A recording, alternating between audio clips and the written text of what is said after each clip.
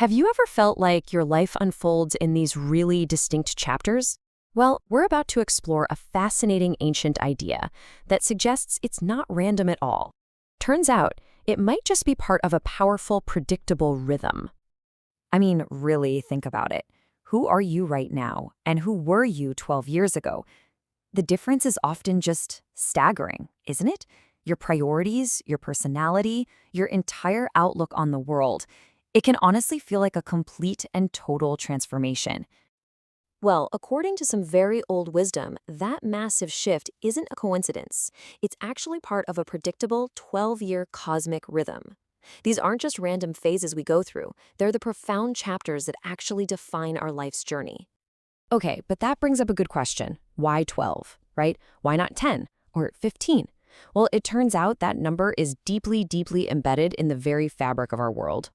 The number 12 is just hardwired into nature. You've got the 12 zodiac signs, 12 months in a year, and our days are neatly split into 12 hours of light and 12 of dark. And if you look up at the cosmos, it takes the giant planet Jupiter a full 12 years just to orbit the sun. So nature operates on this rhythm, and as we're about to see, so do our lives. And this 12-year life chapter, it actually has a specific name, a Parva. The best way to think of it is like a complete volume in your personal story, a full cycle of growth, learning, and transformation before the next one begins. So let's start at the very beginning. The first chapter, from birth up to age 12. This foundational period is beautifully known as the divine dream. You see, during this first parva, a child is said to be in a state of Brahmananda, which basically means divine bliss. They're considered pure, almost godlike, because they live in the world, but they're not yet fully tangled up in its rules, its illusions, or what the sages called Maya. But then, boom, right on schedule, everything changes. The second parva, from age 12 to 24, marks our true and often pretty turbulent entry into the material world. And this is a really dramatic shift. We go from that protected, divine innocence of childhood to a state of worldly awareness. This is when we physically and mentally step into Maya for the very first time. And we start that challenging process of becoming an individual and just learning to navigate a very complex reality. Now, within this chapter, the window from age 16 to 23 is pointed to as the most difficult and formative 7 years of a person's life. The choices you make, the habits you form, the paths you choose here, they can set the entire trajectory for everything that follows, for good or for bad. So how did ancient cultures prepare young people for something so intense? Well, through practices like brahmacharya, which is essentially about self-control. This discipline was often encouraged around age 9 to build a strong mental and physical foundation, sort of like an inner resilience to get you through the coming storm. Okay, so once we navigate that intense period, we enter what's called the Great School. This is the stage of the householder, and it runs from age 24 all the way to 48.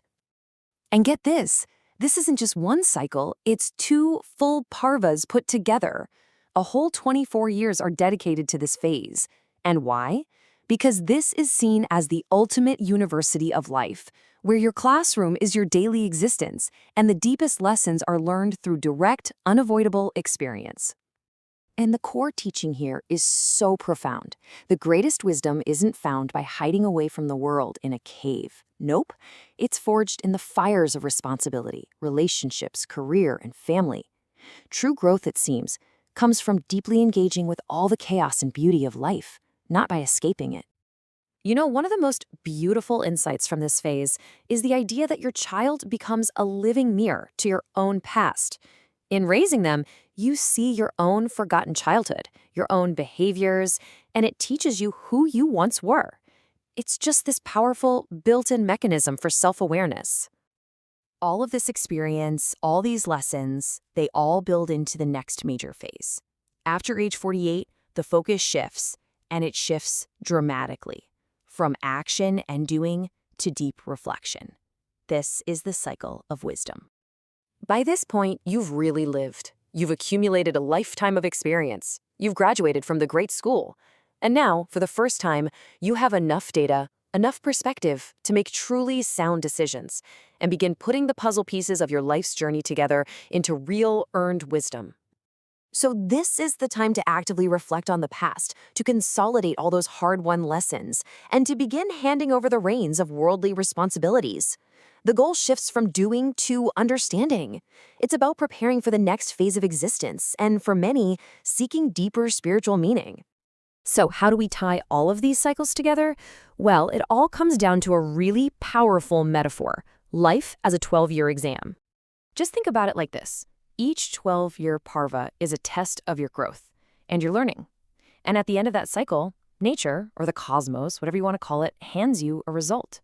And that result, the wisdom you gained or maybe the lessons you missed, becomes the foundation and the starting point for your next 12-year chapter.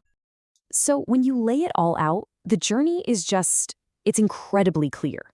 We start in the divine dream, we face the worldly test, we attend the great school of life, and finally, we walk the path to wisdom. It's like a universal, progressive map of a human life. And this isn't just some abstract idea. It has really deep cultural roots. This exact cycle is reflected in huge events like the Kumbha Mela in India. Why is it held every 12 years? Because it's a time for the wise to come together and share the knowledge and insights they've gained from completing their own personal 12-year cycles of experience. So the big takeaway is this: every 12 years, you're handed a new report card for your life, one that sets the stage for everything that comes next. And that really leaves us with a final question to think about. What will your next chapter reveal?